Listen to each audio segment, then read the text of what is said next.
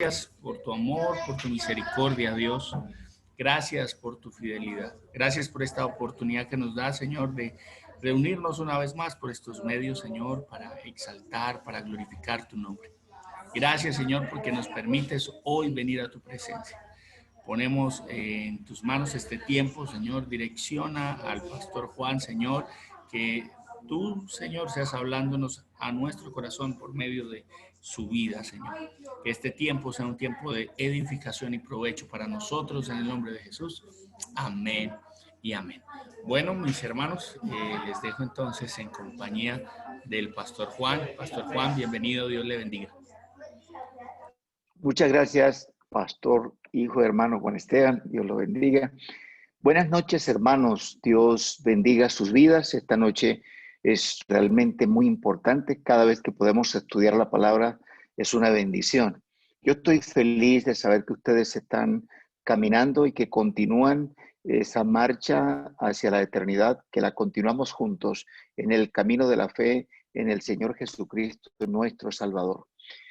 Siempre como hermanos tenemos obviamente el anhelo de que juntos podamos avanzar, que nuestra familia conozca al Señor y que todos podamos ir siempre avanzando. Esta noche nos corresponde el capítulo 3 de Apocalipsis, el versículo 7 al versículo 13. Pienso que este es uno de los contenidos más nutridos, más abundantes de las cartas apocalípticas y tiene realmente un contenido doctrinal muy importante. Filadelfia es la iglesia a la que no se le está censurando nada, no tiene objeciones contra ella. Y ustedes en lo que han caminado y lo que conocen encontrarán una cantidad de iglesias, aún denominaciones, que se llaman Filadelfia. Pero no encontramos en ninguna iglesia que se llame Éfeso o una iglesia que se llame Esmirna, menos una que se llame Pérgamo. Es decir, nadie quiere sus nombres. Pero Filadelfia es un nombre que ha sido dado a muchas iglesias. Entonces vamos a leerlo. Están allí conmigo. Son del versículo 7 hasta el versículo 13. Dice la palabra para bien de todos y vamos a hacerlo lo más entendible posible. Escribe al ángel de la iglesia en Filadelfia. Esto dice el santo, el verdadero. Notemos realmente estos dos calificativos que se da el Señor, que es el que está mandando a escribir. Dice el santo, el verdadero, el que tiene la llave de David, el que abre y ninguno cierra, cierra y ninguno abre. 8. Yo conozco tus obras. He aquí he puesto delante de ti una puerta abierta, la cual nadie puede cerrar, porque aunque tienes poca fuerza, has guardado mi palabra y no has negado mi nombre. He aquí, versículo 9, yo entrego de la sinagoga de Satanás a los que se dicen ser judíos y no lo son, sino que mienten. He aquí yo haré que vengan y se postren a tus pies y reconozcan que yo te he amado. Por cuanto has guardado la palabra de mi paciencia, yo también te guardaré de la hora de prueba que ha de venir sobre el mundo entero para probar a los que moran sobre la tierra. He aquí, yo vengo pronto. Retén lo que tienes para que ninguno tome tu corona. Al que venciere, yo le haré columna en el templo de mi Dios y nunca más saldrá de allí. Y escribiré sobre él el nombre de mi Dios y el nombre de la ciudad de mi Dios, la nueva Jerusalén, la cual desciende del cielo de mi Dios y mi nombre nuevo. El que tiene oído, oiga lo que el Espíritu dice a las iglesias. Padre, te damos gracias por poder esta noche estudiar tu palabra. Háblanos, Señor, por tu Santo Espíritu. Tú que inspiraste esta palabra también, Señor, ayúdanos a nosotros para entenderla. Gracias te damos en el nombre de Jesús. Amén. Bien. Les decía que tiene un contenido realmente abundante esta carta a Filadelfia y que el Apocalipsis es un libro que se caracteriza por la simbología que realmente maneja. El hecho de que Apocalipsis sea escrito en un lenguaje simbólico en su mayoría, no significa que también su interpretación sea simbólica, sino que su interpretación es real.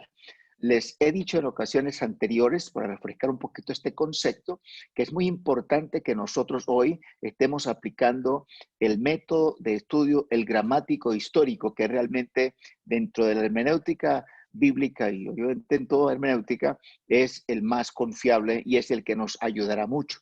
Aquí no estamos trabajando alegorías ni estamos haciendo otras interpretaciones bajo solamente el enfoque futurista o el preterista, sino que estamos tratando sin desconocer realmente que hay mucho lenguaje simbólico, no significa que su interpretación sea así como tal.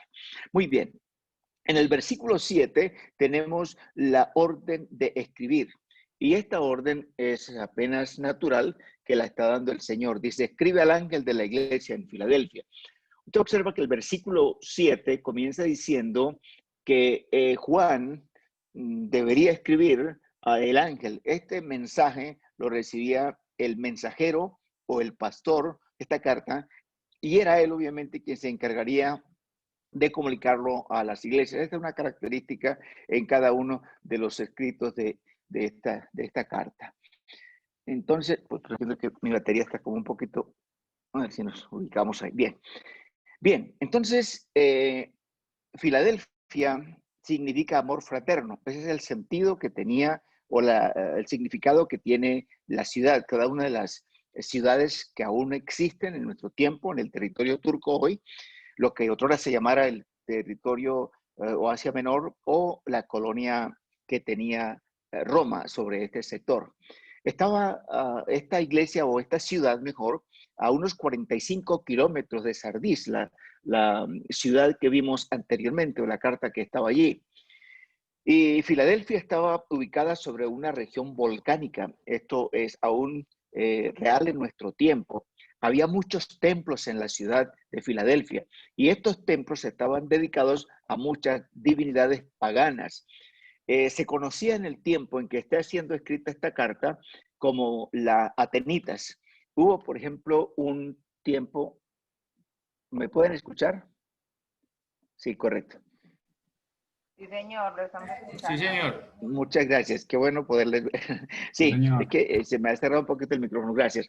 Se conocía como la Atenitas. Hubo un tiempo cuando a Bogotá se le conocía como la Atenas suramericana por su desarrollo, por las universidades, en fin. Hoy lamentablemente la están conociendo por los desmanes y por el Bogotazo y por un poco de violencia que se presenta. Pero Atenitas, como le decían los coterráneos y personas que visitaban el lugar, le llamaban atenitas por la diversidad religiosa.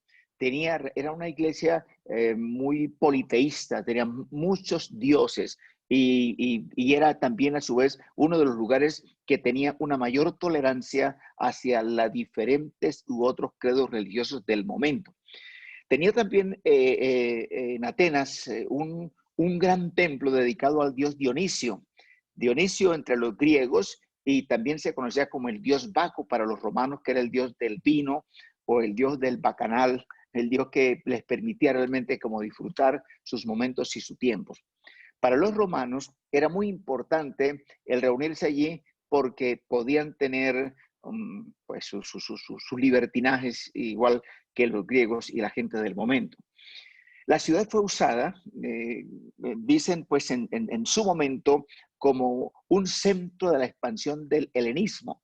Es decir, está finalizando en buena medida todo un desarrollo que ellos querían y el pensamiento helénico o griego de las famosas libertades de poder difundir sobre el mundo entero lo que creían, lo que pensaban, sus filosofías, su manera de ver la vida, su forma de entender también y de asumir el cuerpo como el centro del placer y desde el que se podía generar y disfrutar el placer. Así que, a su vez, esta Atenitas o Filadelfia o amor fraterno se constituye en un punto muy importante para la predicación del Evangelio.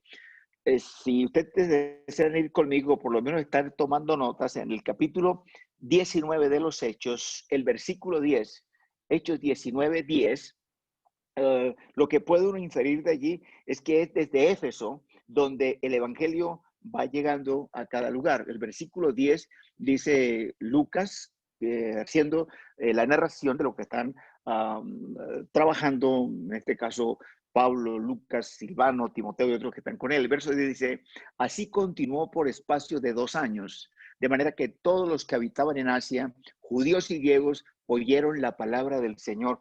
A mí me encanta realmente el contenido de este versículo 10 del capítulo 19 de los Hechos. Él dice que los 2 años que Pablo tuvo en Éfeso, que es el lugar de referencia, geográficamente hablando, y es la ubicación donde Pablo estuvo predicando, entonces Lucas, bajo la guía del Espíritu Santo, dice que judíos y gentiles conocieron, oyeron, escucharon acerca de la palabra de Dios. Es muy importante que hoy también la gente realmente escuche la palabra del Señor. Bien, con esta breve introducción volvemos entonces al libro de Apocalipsis, el versículo 7, para mirar la segunda parte después de la ubicación del ángel de la iglesia en Filadelfia, para observar que el santo, es decir, es la presentación del Señor en esta primera fase. Primero es la orden de escribir, perdón, y aquí tenemos ahora la presentación del Señor. Note que comienza, el texto dice, esto dice el santo. A esta palabra, el santo, le antecede el artículo determinado él, que lo posiciona como el único en esa condición. No es un santo, sino el santo, es decir, el santo entre los santos. Esto nos lleva a observar otros contenidos de la escritura y podemos fácilmente encontrar que este es un título que solo Dios se autoatribuye y que los profetas obviamente también lo atribuían de una manera adecuada a Dios. Para ello, si usted desea ir conmigo y si no, pues tome nota, en Isaías capítulo 6, el versículo 3, dice esta escritura de la siguiente manera, y el uno al otro daban voces diciendo, Santo, Santo, Santo, Jehová de los ejércitos, toda la tierra está llena de su gloria. Este es el mensaje de los querubines en Isaías capítulo 6, el versículo 3. Y en el capítulo 40 de este mismo libro del profeta Isaías, Dios, a través de la inspiración que da al profeta Isaías, dice lo siguiente en el versículo 25 del capítulo 40 y otra escritura posterior. El versículo 25 del capítulo 40 de Isaías dice Dios, ¿a qué pues me haréis semejante o me compararéis? Dice el santo. Él dice que el santo es el que está diciendo esto. Vamos unas páginas más adelante y encontramos en el capítulo 43 de este mismo contenido los versículos 14 y 15 que nos ubican en observar que este título, el Santo, es obviamente, está tomándolo el Señor Jesús del Padre y obviamente del Espíritu Santo en la divinidad o en la deidad para hablar de un atributo que solo a Él le pertenece, el Santo, y que posteriormente es dado a los que estamos siguiendo su caminar en Él. El verso 14 dice de Isaías 43, así dice Jehová, Redentor vuestro, el Santo de Israel. Lo que estoy resaltando es la palabra santo. Por vosotros envié a Babilonia e hice descender como fugitivos a todos ellos, aún a los caldeos en las naves en que se gloriaban o de que se gloriaban. Yo, Jehová, santo vuestro, redentor vuestro y vuestro rey. Lo que estamos viendo entonces es que es un título que se atribuye el Señor en Lucas capítulo 1, versículo 35, si por favor lo desea mirar y si no, tome nota de él. Lucas 1, 35. Hay 2 textos en este libro de Lucas que he tomado como referencia acerca de el santo, el que está dando la orden para escribir. En el capítulo 1, el verso 35 de esta escritura dice así, esta es la respuesta de María, respondiendo del ángel a María. En el 34 dice, María dijo al ángel, ¿cómo será esto? Pues no conozco varón. Respondiendo el ángel le dijo, el Espíritu Santo vendrá sobre ti y el poder del Altísimo te cubrirá con su sombra, por lo cual también el santo ser que nacerá será llamado Hijo de Dios. Entonces, el título que está dando el Señor para decir que es el santo el que está diciendo esto, que la primera característica de su presentación como el santo es obviamente atribuido en la escritura al Señor Jesucristo. Y en el mismo Evangelio de Lucas, en el capítulo 4, el versículo 34, Lucas 4:34, dice de la siguiente manera, diciendo, déjanos, ¿qué tienes con nosotros, Jesús Nazareno? ¿Has venido para destruirnos? Yo te conozco quién eres, el Santo de Dios. Esta es la voz de un demonio que se registra en la guía del Espíritu Santo a Lucas, que un demonio está diciendo que él conoce a Jesucristo, que es el Santo de Dios. Bueno, hay muchas otras escrituras, pero quería dejar un poco el énfasis en el hecho de que es el santo la primera característica. La segunda característica de quien da la orden para escribir es que es el verdadero. Entonces, estos son calificativos realmente con un profundo significado y con un gran contenido de aquel que ordena que se escriba, del que dio la orden, de quien es la revelación en el libro de Apocalipsis. Hay que entender esto que dice es la revelación de Jesucristo. Entonces, Apocalipsis es un libro de revelación. La revelación es bendición, no es confusión, ni es para que nos asustemos, sino que con mucho valor y también con el deseo grande de entender la palabra, nos debemos acercar nosotros al libro de Apocalipsis para su lectura. Vuelvo a decirle, recuerde que nos acercamos a Apocalipsis para relacionarnos con su contenido. Y una vez que vamos nosotros relacionándonos con su contenido, con todo su componente literario, con toda su riqueza en la revelación de Dios, para que es un libro para que los siervos de Dios conozcan las cosas que deben suceder pronto. Y en el versículo 3 del capítulo 1 está diciendo esta escritura que bienaventurado el que lee y bienaventurado el que oye y bienaventurado el que guarda las palabras de esta profecía. Así que somos bienaventurados con el solo hecho de leer esta escritura. Muy bien, entonces primero es el santo y segundo es el verdadero. Estas dos características que Cristo está diciendo que es por esa orden del santo y del verdadero que deben ser escritos. ¿En qué sentido es Jesús el verdadero? En que es el único verdadero absoluto. Es decir, Él no es verdadero no solo porque dice la verdad, sino que es verdadero porque Él es la verdad. Esto es muy importante. No es solamente verdadero porque dice la verdad, sino porque Él es la verdad. En San Juan 14:16, Jesús dijo, yo soy el camino, la verdad y la vida. Nadie viene al Padre sino por mí. Cuando Herodes le pregunta a Jesús, ¿qué es la verdad? ¿Entiendes? Herodes tiene esa confusión y le pasa a mucha gente de un dicho que no es bíblico, pero que dicen, por la verdad murió Jesucristo. Eso no es cierto. Jesucristo no murió por la verdad. Jesucristo murió por nosotros los pecadores. Jesucristo es la verdad, es el verdadero.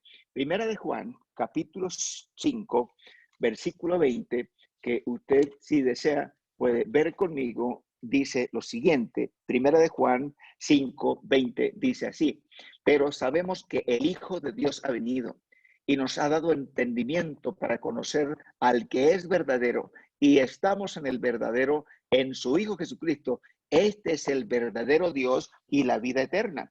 Entonces, cuando él dice es el santo, es un atributo que es de Dios y él permite e imparte su santidad a quienes le seguimos también. Y luego tenemos la expresión de que es el verdadero, no solamente él dice la verdad, sino que es la verdad y obviamente imparte esa verdad para que también nosotros seamos verdaderos y podamos estar en el verdadero, que es Jesucristo, el Hijo de Dios.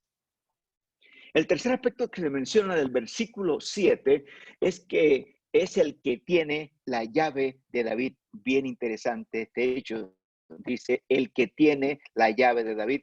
Aquí está obviamente parte de ese lenguaje simbólico.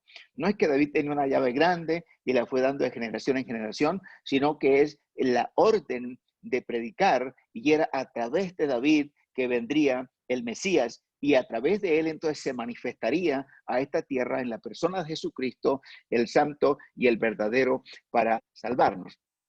En Lucas capítulo 1, si usted desea ir a esta lectura de la escritura o a este texto, Lucas capítulo 1, versículo 32. Este es un pasaje realmente hermosísimo como toda la escritura. El verso 32 de esta escritura de Lucas 1 dice lo siguiente: este será grande. Es el mensaje que se está dando que está dando Gabriel acerca del nacimiento del verdadero y del santo y del justo y del Hijo de Dios, el que poseería la llave de David. Entonces el versículo 32 dice: este será grande y será llamado Hijo del Altísimo, y el Señor Dios le dará el trono de David su padre. El verso 33 dice: y reinará sobre la casa de Jacob para siempre, y su reino no tendrá fin. Esta es una noticia espectacular. Realmente el reino de este descendiente de David, humanamente hablando, que es el santo, que es el verdadero, es una bendición muy importante que viene de Dios y que está viniendo sobre nosotros para nuestro bien. Perdón que estoy teniendo dificultades con el cargador de mi celular. Espero que no. Me está diciendo Carto que está desconectando, pero lo conecto y no me quiere funcionar de forma. Bien, entonces el santo y verdadero es de quien realmente aquí se nos está mostrando como el Señor Jesús. En los pasajes que le estaba diciendo, hay otro texto también de Apocalipsis 5:5. Ya hemos visto en otra ocasión este pasaje de la Escritura. Permítame un momento, yo voy a tratar de ubicar bien este cargador que no.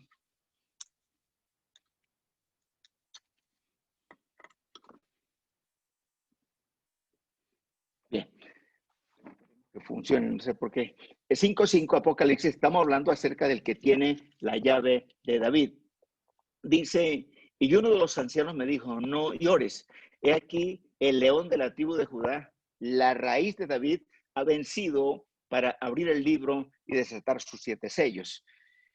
En el capítulo 22 de este mismo libro de Apocalipsis, es decir, el último capítulo, el versículo 16, dice también lo siguiente: yo, Jesús, he enviado mi ángel para daros testimonio acerca de estas cosas en la iglesia. Yo soy la raíz y el linaje de David, la estrella resplandeciente de la mañana. Así que hay una gran evidencia interna de que Jesucristo es un descendiente, según la línea mesiánica de David, y que entonces él realmente es el rey. Jesús es el rey determinado por Dios para reinar eternamente. Su reinado no tendrá fin. El versículo 7 está hablando también de su soberanía. Volvemos a Apocalipsis capítulo 3. Observe que dice en la última parte del texto, después de decir que el santo, que es el verdadero y que es el que tiene la llave de David, dice: abre y ninguno cierra. Esto sencillamente es una caracterización del soberano, del que tiene el dominio. La expresión abre y ninguno cierra, y cierra y ninguno abre. Observe cómo termina realmente el texto: el que abre y ninguno cierra, y cierra y ninguno puede abrir. Este, dentro del lenguaje simbólico, es muy importante, supremamente importante, la riqueza de su contenido, del énfasis que está hablando de la divinidad y de la deidad. Así que Jesucristo no es un Dios, no es un santo, ni es un verdadero, sino que Jesucristo es Dios, es el santo entre los santos y es el verdadero Dios y también verdadero hombre. Entonces, el que abre y ninguno cierra, cierra y ninguno abre, no es San Pedro. Mucha gente dice, haciendo de alguna forma una manera de que Pedro es el portero, porque a Pedro de los cielos, porque a Pedro, dice la Escritura, que se le entregaron las llaves del reino, le dijo el Señor. Pero una cosa es las llaves del reino, que es la inscripción previa, diría yo, para ir al cielo, aceptando a Jesucristo como Señor mediante la predicación de la palabra y creer en esa palabra, al hecho de que sea el que esté allí para abrir. No, aquí no es San Pedro el que está para dar la bienvenida, sino que será el Hijo de Dios, ni será San Pedro el que juzgará, sino es el que abre la puerta, realmente es el Señor, y la cierre, ninguna abre. Él es quien da entrada al reino de Dios, es decir, Jesucristo, o al reino de los cielos, que equivale a lo mismo. y la ha abierto, es decir, esta puerta, hay una puerta pequeña que menciona aquí esta misma carta, esta puerta se ha abierto mediante la predicación del Evangelio. En Mateo 16, 19, hace referencia realmente a esta verdad, pero yo quiero que usted la lea conmigo. Tengo la leve sospecha de que nos vamos de aquí, usted anota y no vuelve a leerla. Esta es una craso error que cometemos los que tomamos notas. A veces tomamos notas y botamos la hojita y no nos olvidamos. Así que yo tengo, también a veces a mí se me desarrolla el don de sospecha, entonces le quiero leer con usted este texto. El capítulo 16 de San Mateo, el versículo 19, este sentido, después que Pedro hace la declaración, tú eres el Hijo de Dios, el Hijo del Dios viviente. El verso 19 dice que el Señor le dijo eso. En el 18 está también la declaración que hace el Señor, tú eres Pedro, y sobre esta roca edificaré mi iglesia, y las puertas del Hades no prevalecerán. Pero el verso 19 dice, y a ti te daré las llaves del reino de los cielos. Y todo lo que atares en la tierra será atado en los cielos, y todo lo que desatares en la tierra será desatado en los cielos. Y luego en el capítulo 24 de este mismo evangelio de San Mateo está una referencia, obviamente también a esa predicación del evangelio que es muy importante, versículo 14 del capítulo 24, y será predicado este evangelio del reino en todo el mundo para testimonio a todas las naciones, y entonces vendrá el fin. En este momento del impacto de la pandemia, yo he recibido muchas llamadas de hermanos, compañeros de ministerio, hermanos preguntándome acerca de la venida del Señor. Yo les digo que yo no sé, sino lo que la Biblia dice, que el Señor vendrá como ladrón en la noche. Pero el contenido de las señales antes del fin no necesariamente todo lo que está diciendo aquí, porque ahí es donde la gente ha dicho, pero mire, cuántas cosas están diciendo de que Cristo viene, desde mi abuelita, mi tatarabuelo, y Cristo no viene. Entonces concluyen que eso no es verdad. Lo que está diciendo realmente en este contenido es que le preguntan al Señor Jesús acerca de su venida y del fin del siglo. Eso es verdad. Pero el Señor da unas características que se daban en el momento en que Él partiría y que ocurriría. Pero acerca de su venida, sí, este texto es muy importante. Dice, y será predicado este evangelio, no otro evangelio, el evangelio del reino en todo el mundo para testimonio a las naciones. No significa que todas las naciones se convertirán, pero sí todas las naciones deben recibir el testimonio. De ahí que sea tan importante que usted y yo sigamos hablando persona a persona y en masa, y como nos sea posible, anunciarle a la gente las buenas nuevas de este verdadero y de este santo, del único Dios verdadero, el que tiene la llave de David, que significa la entrada al cielo, y que es mediante la predicación de la palabra del Señor. Así que la señal que realmente está hablando acerca de la venida del Señor es por la predicación del Evangelio. Y la segunda señal acerca de la venida del Señor, aunque no es nuestro tema, es que los judíos reconozcan y proclamen que Jesucristo realmente es el Mesías y hagan lamentación por él. Ya en buena medida se están reunificando y hay todo un cuadro profético que está cumpliéndose con todo este asunto de los acuerdos de paz que está haciendo Israel bajo la dirección del primer ministro Benjamín Netanyahu con sus vecinos, con los que han sido sus eternos enemigos y la pelea por el territorio palestino, que quieren quedarse también con el territorio de Israel, los árabes, y bueno, el mundo está muy interesado allí.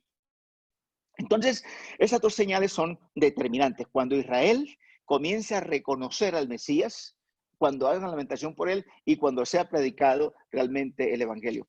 Pero hay otra escritura con relación a la predicación del Evangelio que está también en este Evangelio según San Mateo, el capítulo 28, que es el último contenido realmente de este capítulo. El versículo 18 del capítulo 28 de San Mateo, la primera cita de San Mateo fue 16, 19, y la segunda fue 24, 14, y la tercera cita que estamos viendo es 28, 18, y dice, y Jesús se acercó y les habló diciendo, ya Jesús ha resucitado, toda potestad me ha sido dada en el cielo y en la tierra.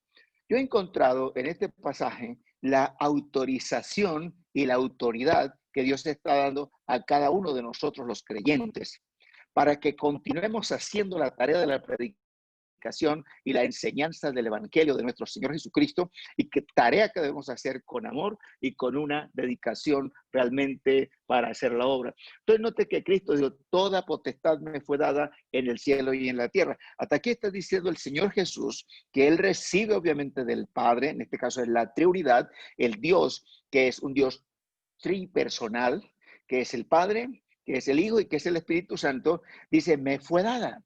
Esa autoridad obviamente le fue dada por el Padre y le fue dada por el Espíritu Santo, y la persona delegada para venir a esta tierra, para redimirnos, para tomar la forma humana, es el Señor Jesús, el que tiene las llaves y ninguno abre y cierra y ninguno puede abrir, o abre y ninguno puede cerrar. En el versículo 19, después de decir que Él recibe toda potestad en el cielo y en la tierra, dice, por tanto, y de hacer discípulos a todas las naciones, bautizándolos en el nombre del Padre y del Hijo y del Espíritu Santo. Cuando usted y yo predicamos la palabra de Dios y damos testimonio de Jesucristo, la gente no se va a convertir por el buen léxico que nosotros tengamos, en que es muy importante. La gente no se va a convertir por la cara bonita que podamos poner. La gente no se va a convertir por lo bien elaborado de nuestro discurso. La gente se va a convertir porque Cristo dijo que fue dada la potestad para ser el discípulo. Este es un asunto espiritual, pero que al predicarle el evangelio, esta palabra llegará a su corazón y el Espíritu Santo estará usándolo y será el que estará tocando lo profundo del ser, su espíritu, por el Espíritu de Dios, para que comience a abrir realmente la puerta de su corazón. Entonces, por eso tenemos que hablar la palabra. Usted no puede quedarse, o yo, pensando, ay, yo sé muy poquito, yo conozco muy poquito las escrituras. Pues si las conoce muy poquito, comienza a leerlas. Hágase el propósito de leerlas más, ¿entiende? Entonces, pero recuerde, no es la cara bonita que podamos poner, es sencillamente la obra de Dios que el Espíritu Santo hace cuando la gente escucha la palabra de Dios. Entonces, por eso, predica la palabra, hermano, a tiempo. Efesios 1:13 dice, en él también vosotros, habiendo oído la palabra de verdad, el evangelio de vuestra salvación, y habiendo creído fuisteis sellados. Esta es una verdad espiritual que ocurre a las personas como vamos creyendo el evangelio.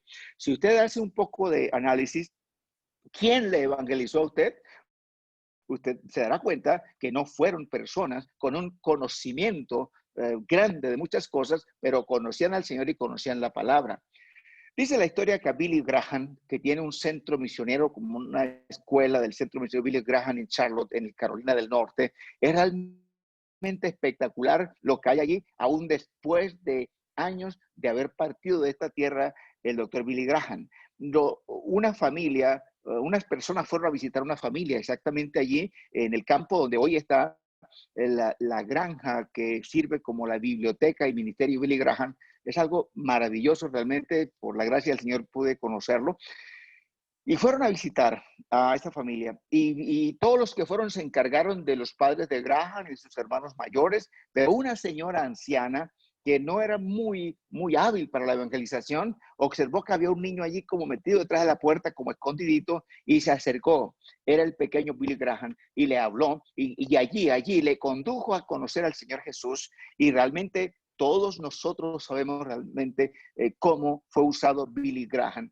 El aeropuerto de Charlotte, cuando uno llega allí, hay imágenes de Billy Graham, hay una calle, Billy Graham es algo así como, no es la capital del estado de Carolina del Norte, pero es una ciudad muy importante por la economía y por muchas cosas que realmente tiene, y tiene una avenida que se llama así, Billy Graham. Entonces, pero no solamente eso es lo importante, es una historia, sino la cantidad de personas que Billy Graham tocó con el mensaje de Jesucristo, a reyes, a gobernantes. Fue poca la gente en el mundo en el tiempo de la predicación de Billy Graham que no conocieron, y lo ganó una anciana que no tenía tantas habilidades. Usted y yo, cuando evangelizamos a una persona, no sabemos realmente a quién estamos ganando. Dios nos está guiando porque es la autoridad que nos es dada por la palabra para que la gente conozca. El versículo 20 dice que entonces se continúa otra labor, que es enseñarles a que guarden todas las cosas que el Señor ha mandado, y esta otra promesa: aquí yo estoy con vosotros todos los días hasta el fin del mundo o fin de la edad. Todavía no ha llegado el fin de la edad, así que nosotros, usted y yo, tenemos que seguir hablando esta palabra del Señor. En 1 Corintios capítulo 1 está hablando de ese orden de predicar. Efesios el capítulo 1 de 1 Corintios, es importante, usted lo observa todo, dice que agradó a Dios salvar a las personas por la locura de la predicación. Entonces, la predicación de la palabra es muy importante, y la predicación no se hace solo desde el púlpito, sino que lo podemos hacer desde en el aula con el compañero de estudio, en el set de trabajo con el compañero que podemos tener, en el lugar donde estamos nosotros a campo abierto con otra persona que no conoce al Señor, en los tiempos de descanso, o tener el contacto con él para decirle: mira, si me das un día un tiempito, yo quiero leer contigo las escrituras. Si usted no tiene un discurso y un estudio muy elaborado para seguir un estudio, comience a leer una porción de la escritura. Por ejemplo, la carta a los Efesios. Yo recuerdo que una de las primeras personas que a mis 14 años yo evangelicé era una señora para la que yo trabajaba, hacía algunas cosas siendo pues un adolescente, y yo conseguí un Nuevo Testamento y comencé leyendo con esta señora que se llamaba Berta, una señora adinerada y que no tenía mucho interés en el evangelio, era muy tradición en su religión, tradición muy apegada, y yo le obsequié el Nuevo Testamento. Entonces le di unas instrucciones cómo leerlo, y luego yo me iba en el tiempo que tenía, que no era mi tiempo de labores con ella, y ella comenzó a sentarse conmigo y a leer el evangelio. Yo medio leía y ella leía bien y me corregía inclusive algunas palabras que yo pronunciaba, pero yo tenía el conocimiento, por lo menos dónde estaban los capítulos y los versículos, y leyendo con ella hasta que llegó el momento cuando ella me decía: venga, aún en el tiempo laboral, ella era la jefe con su esposo, y entonces me pedían que yo leyese con ellos el evangelio, y lo leíamos todos los días, hasta el punto que ella llegó a rendir su corazón al Señor Jesús, y el día cercano pues a su partida, le dijo a unas personas que llegaron ahí para saludarle, y ella pidió que oraran, y cuando le pidieron que llevara al sacerdote católico para confesarse, ella dijo: no, yo quisiera que trajeran al hermano Juan Montagut, a Juanito, como ella me decía cariñosamente. Fue la persona que me llevó un librito negro, el Nuevo Testamento, y yo se lo recibí por un poquito de cortesía, pero yo muy aferrada a mi tradición, y ese joven me dio ese Nuevo Testamento y comenzó a leerlo conmigo. Y en la medida que él leía, el Espíritu de Dios fue hablando a mi corazón, así que yo quisiera verlo a él, pero como él no puede, yo quiero que traigan al pastor. Lo fue el pastor, y ella le comparte al pastor este testimonio, que Dios reciba la gloria, pero que a mí me alentó mucho. Mire, no era un predicador, no tenía un discurso muy elaborado, no tenía profundos conocimientos de nada, pero yo comencé a leer el Nuevo Testamento y comencé a instruir a esta hermana Berta, que hoy está con el Señor, y ella comenzó a leer, y fue como ella llegó a conocer al Señor Jesús mediante la lectura de la palabra de Dios. Así que si usted hace un contacto con una persona, un vecino, o aún con el que tiene en casa, el problema que tenemos nosotros en la evangelización con la familia es que nosotros queremos que ellos comiencen a ser mejores cristianos inclusive que nosotros, porque nosotros no vemos los defectos de nosotros, pero estamos viendo los de ellos, y lo que queremos a veces no es que se salven, sino que dejen de fregar la vida y que cambien, para que no nos molesten y no nos estorben. A veces lo que nos estorba es lo que hacen, no solo lo que son. Y lo que nosotros tenemos que interesarnos es en que lleguen a conocer a Jesucristo. Entonces, si usted puede sentarse con su hijo, con el esposo si lo tiene, o con la esposa, o con alguien de la familia, y esta persona le permite a usted que le lea la palabra y puede compartirle otro texto, ojalá la misma versión, que lean juntos y leen las escrituras, yo le garantizo que el Espíritu del Señor será el que comenzará a dar testimonio. Así que usted no tiene que ser un predicador como Billy Graham, no tiene que ser un predicador como los que tenemos hoy de fama en el mundo. Puede usted sencillamente ser el hermano Juan, el hermano, la hermana, pero lea la palabra, esta palabra realmente, porque a Dios le agradó salvar a la gente por la locura de la predicación. Efesios 1:13 dice lo mismo al versículo 21, Colosenses 1:13. Entonces, la entrada al reino de los cielos es con inscripción previa. Y esa inscripción previa, no es que va a llegar la gente ahí porque dice, yo soy el que tengo la llave y abre y ninguno puede cerrar. Y la cierro y ninguno puede entrar. Así que cuando la puerta del corazón de las personas es abierta por el Espíritu Santo, mediante la obra de Dios, usándolo a usted o a mí, gente del común y corriente, note usted toda la fama que Pablo tiene. Y cuando Pablo tiene ese encuentro con el Señor, Dios mueve a Ananías, un discípulo. No era realmente un evangelista, no era un pastor, no era un misionero, no era un apóstol, no era un profeta, era un discípulo, dice la Biblia, uno que estaba aprendiendo. Y lo llevó, y él fue el que le habló y oró por él, y el Espíritu Santo vino sobre Saulo y recibió la vista y fue bautizado. Así que, hermano, hagamos esta tarea, hagámosla en fe. Cuando usted comparte la palabra y habla más de lo que usted cree que sabe, que lo que la Biblia dice, entramos a confundir a la gente. Pero si permitimos que la gente conozca lo que la Biblia dice, vámonos tranquilos con eso, que eso es realmente lo que ocurre. Que el Señor Jesús dijo que ellos no querían recibir, no querían conocer a Dios porque no querían recibir la palabra de Él. Así que si las personas reciben la palabra de Dios, es todo lo que tienen que recibir. No es nuestro discurso, no es lo que pensamos, no es nuestra doctrina, sí, a menos obviamente que sea la doctrina de Dios, pero hablemos de la palabra de Dios. Así que la inscripción previa es esa, entrando a la gente por la palabra. El Señor Jesús será el que se encargará de tomar el dominio sobre el cielo y la tierra. Ya vimos en Romanos 28:18, que Él dijo, toda potestad. Dígase esta palabra para usted, haga la suya. Romanos 28:18. Toda potestad me fue dada en el cielo y en la tierra.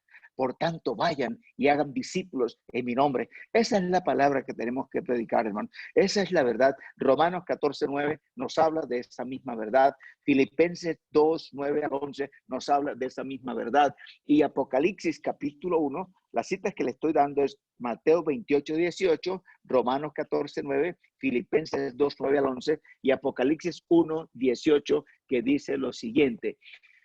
Y el que vivo y estuvo muerto, más aquí que vivo por los siglos de los siglos. Amén. Y tengo las llaves de la muerte y del Hades. Es decir, Dios tiene las llaves. Y toda esta escritura nos habla de esa llave, es decir, que es usada. La llave que abre el corazón de la gente y la llave que el Espíritu Santo utiliza es su palabra. Efesios 6:17 dice que la palabra de Dios es la espada del Espíritu. Así que el Señor es el único, el que puede. Él es el Señor y ante la autoridad y determinaciones del soberano no hay nada que se pueda contradecir. Así que cuando el texto dice nadie puede abrir es porque es nadie y nadie puede cerrar la entrada al cielo. Nosotros predicamos la palabra, pero es el Señor, es el Espíritu Santo quien usando la palabra que usted está leyendo, de la palabra que está escrita y la gente que estará escuchando esa palabra, no hay otra manera, hermano. Así que nosotros no estamos creciendo como iglesia porque no estamos haciendo lo que realmente nos corresponde. A veces pensamos nosotros, ay, yo no he estudiado, estudiar sin leer la palabra, pero a veces repetimos lo que otra gente dice y dejamos de lado lo que Dios ha dicho que debemos decir. Entonces, cuando nosotros tenemos es que la gente escuche la palabra, vuelvo a decirle, si usted encuentra a una persona y usted le dice, ve, te invito para que leamos junto a la Biblia, ore con él, lea un capítulo de la palabra con él. Si es necesario, vuelva a leerlo 2 veces. Evítese hacer tantos comentarios si no entiende muchas cosas, pero lea esa palabra e inste a la persona a que siga leyendo otra vez ese capítulo y a la próxima cita usted vuelve a leer la palabra. Le aseguro que el Espíritu de Dios comienza a convencer porque esa es una manera correcta de evangelizar mediante la palabra de Dios. El versículo 8, ya para dejar el versículo 7, hay mucho que decir sobre el versículo 7, pero el tiempo realmente apremia. El versículo 8 dice, yo conozco tus obras. He aquí he puesto delante de ti una puerta abierta, la cual nadie puede cerrar, porque aunque tienes poca fuerza, has guardado mi palabra y no has negado mi nombre. Es realmente maravilloso el verdadero sentido que tiene esta verdad de la Escritura. Yo conozco tus obras. Es la misma declaración hecha a la iglesia anteriormente, es decir, a la iglesia de Sardis. He aquí, dice el Señor, he puesto delante de ti, una puerta abierta. Hermanos, esa puerta abierta es la predicación del Evangelio. No hay otra manera. Cuando, otra vez le decía, que cuando utilizamos el lenguaje simbólico de Apocalipsis, no significa que la interpretación sea simbólica. Entonces, la puerta está siendo abierta. Cuando la gente escucha la predicación, es la puerta que se está abriendo. El Espíritu Santo utilizará esa llave de David. La expresión puerta y llave son sinónimos. Usted sabe que si la puerta está cerrada, se necesita una llave. Y si tenemos una llave y no hay puerta, pues entonces no tenemos dónde poner la llave. Pero entonces llave y puerta nos están diciendo que esa es la oportunidad que Dios está dando realmente y que nada es imposible. A Dios no lo toma por desapercibido nada, sino que el Señor está diciendo, predique la palabra a tiempo y fuera de tiempo. Esa puerta abierta tiene un significado muy importante. Esta figura de la puerta abierta es realmente la orden de predicar el mensaje del Evangelio. Pero no quiero continuar aquí porque esta parte es bien importante, es un poquito extensa. Esta carta nos va a demorar un poco más. Entonces, yo quiero otra vez enfatizarle, vamos a sacarnos aquí en esta puerta abierta, que es la puerta que se abre. Cuando hay una persona que es su compañero de trabajo, que puede ser su jefe, que puede ser su subalterno o sencillamente su compañero, y él quiere escuchar, él está viendo la vida suya, su vida habla, su vida es un testimonio, la gente lo conoce a usted, pero que lo conozcan por la nobleza que el Espíritu Santo le da, por la capacidad de decirle aquello que es pecado o no. Es decir, sin mostrarse usted como la Mujer Maravilla ni Superman, sino mostrándose como una persona a la que la gracia de Dios se está transformando cada día, sin mostrarse usted como el perfecto entre los perfectos, sino como uno que cada día está siendo transformado y está siendo hecho conforme a la imagen del Señor Jesús. La vida suya está hablando y la gente le va a escuchar, pero obviamente entonces lea la palabra con esas personas. Es muy importante. Conozco lugares donde hay personas que tienen dirección sobre un grupo y yo por algunos meses acompañé en una empresa donde un hermano la gerenciaba y lo que yo hacía realmente era unos días en la mañana, 6:30 de la mañana, o sencillamente sobre las 5:30 de la tarde, yo estaba con ellos por el espacio que me daban y yo tenía 10 o 15 minutos para leer la palabra de Dios. Entonces, no era una predicación del hermano Juan, sino que yo llegaba y leía. Y las personas decían, qué bueno lo que hace ese hermano. Él lee la Biblia y no tiene ese discurso de estarlo señalando a uno como malo, ni como nada, ¿no? Sino leía la palabra y la gente mostraba una reverencia por la palabra. Y luego este hermano continuó leyendo. De esa empresa estaban asistiendo posteriormente a la iglesia en Envigado, cuando yo estuve pastoreando allí, como unas 6 o 7, si no más personas que venían de la empresa y que eran los que leían o escuchaban la lectura de la palabra y comenzaron a venir. Así que si usted encuentra con quien leer las escrituras, con un hermano correcto, pero si usted encuentra a alguien que no conoce al Señor y le acepta leer las escrituras, hágalo con él, porque esa es la puerta que Dios está abriendo. Si Dios quiere, continuaremos en nuestra próxima sesión con la ayuda del Señor, hablando acerca de esta escritura. Y le quiero dejar para leer Marcos 16, 15 y 18, donde dice que vayamos y prediquemos el evangelio a toda criatura. Dios les bendiga. Vamos a dar gracias al Señor. Padre, muchas gracias por darnos la oportunidad de leer tu palabra, Señor, que es maravillosa. Muchas gracias, bendito Señor. Gracias, Padre, por la puerta abierta que tú has permitido a la iglesia de Filadelfia y que hoy, Señor, nos estás permitiendo a nosotros para predicar el evangelio. Te ruego, Señor, que nos ayudes a entender este momento, lo que significa, la importancia que tiene. Señor, oro que los hermanos en Caldas y en cada lugar, Señor, ellos puedan leer tu palabra, Señor, que las personas tengan, oh Dios, la disponibilidad de oír la lectura de las Escrituras. Oh Santo Espíritu, guíanos a alcanzar a otros mediante tu palabra y no mediante el discurso nuestro. Te lo ruego en el nombre de Jesús y ruego que el contenido de esta Escritura, Señor, bendiga nuestras vidas. Amén. Amén.